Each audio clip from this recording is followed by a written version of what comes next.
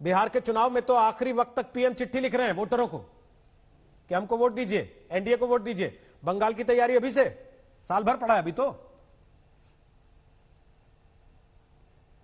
देखिए रोहित जी, यही तो खूबसूरती होती है एक ऑर्गेनाइज्ड पार्टी का और एक स्ट्रक्चर्ड पार्टी का।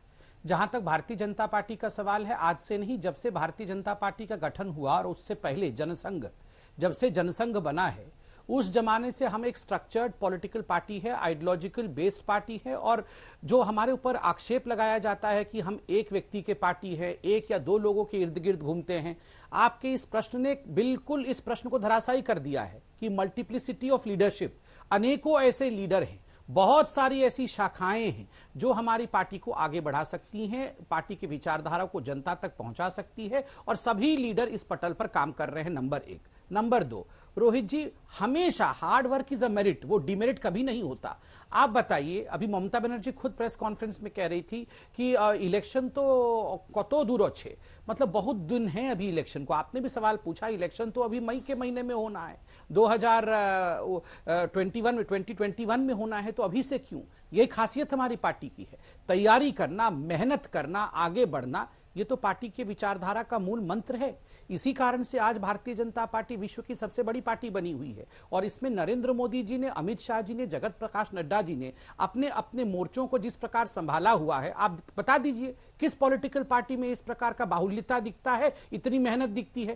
कांग्रेस पार्टी बस उसी समय निकल कर आते हैं बरसाती मेंढक की तरह, उसके बाद फॉरेन चले जाते हैं। जहां तक टीएमसी का सवाल है, केवल ममता बनर्जी है और कोई नहीं। और कहीं ना कहीं the frustration is little large, जो कहते हैं कि बौखलाहट उनके चेहरे पर स्पष्ट दिख रहा है। और मैं अंत करता हूं अपनी बात को यह कहकर कि आप सिर्फ इससे अंदाज लगा सकते हैं मेहनत का फल क्या होता है। 2014 में इसी बंगाल में मात्र 2 लोकसभा की सीट हमने जीती थी और 16% वोट शेयर हमें मिला था, और 2019 में इसी बंगाल में 18 लोकसभा सीट और 41% वोट शेयर हमें मिला था। यह अपने आप में एक इंडिया का कीर्तिमान है, एक रिकॉर्ड है कि इतना बड़ा वोट शेयर का जंप होना।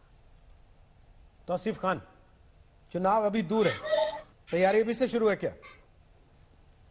नहीं, देखिए, अभी संबित पात्रा जी कह रहे थे कि हम बड़ी मेहनत करते हैं, बड़ी तैयारी करते हैं, और इस बात को मान लेते हैं कि सारा मेहनत और सारा तैयारी ये सिर्फ एक इलेक्शन से दूसरी इलेक्शन के लिए ही करते हैं। अभी एक इलेक्शन खत्म नहीं हुआ कि दूसरे इलेक्शन के लिए चले गए। ये हमारे गृह मंत्री का अगर बंगाल आए भी तो ये क्यों नहीं मरहम लेकर के आए कि हाँ, आप लोग कोरोना से आप लोग परेशान है, चलिए मैं एक कोरोना का हेल्प लेकर आया हूं। आप लोग के स्टेट में अम्फन हुआ था, अम्फन का प्रधानमंत्री जी ने पैसा वादा किया था, मैं उस वादे का पैसा को लेकर के आया हूं। ये वो सब बात नहीं करेंगे, ये आकर के इलेक्शन की बात करेंगे। तो ये अपना पोल खुद ही खोल रहे हैं। देखिए, जनता तो इतनी बेवकूफ है नहीं, ये समझती है जनता कि ये सिर्फ वादा करेंगे और वादा करके भूल जाएंगे कि हमने वादा भी क्या किया था। ये इनको सिर्फ राजनीति के नाम पे इन्हें सिर्फ इलेक्शन लड़ना है और इलेक्शन जीतना है, सरकार बनाना है। सरकार को चलाना ये ना जानते हैं, ना समझते हैं, ना ही इनकी मंशा है। नहीं तो जीतेंगे कैसे? चलाए लोगों की, अगर चलाएंगे नहीं, ये नहीं जानते। अगर चलाएंगे नहीं, काम करेंगे नहीं, तो जीतेंगे कैसे?